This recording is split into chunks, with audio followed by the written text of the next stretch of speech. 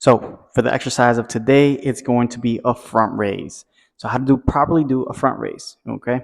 So a couple things is make sure your knees are nice and bent. Don't lock them out. You don't necessarily need to. Keep them nice and bent so that way blood flow really helps get to the brain, all right?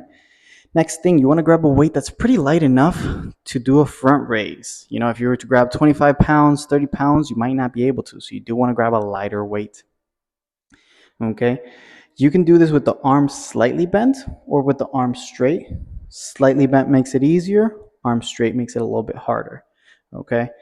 You're going to keep your back nice and straight, hips tight, core tight, right? So kind of not loose here, but really firm. Okay. And you're going to bring the weight up to the height of the shoulder.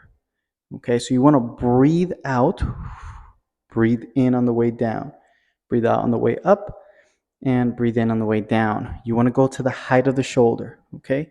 In terms of arm positioning, so wrist, having the wrist facing up or the wrist facing down, you really get to choose depending on what feels more comfortable to you.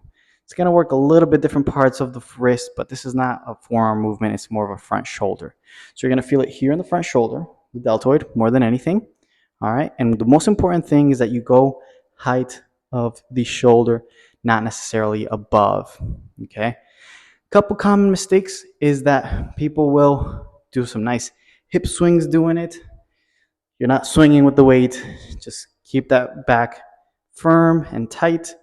Only the shoulder moves. So don't swing with it. No need to do that.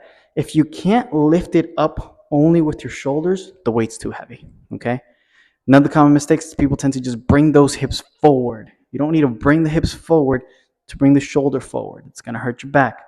You want to make sure you keep those hips nice and underneath the shoulders. So think about being stacked from shoulders, hips, and ankles, right?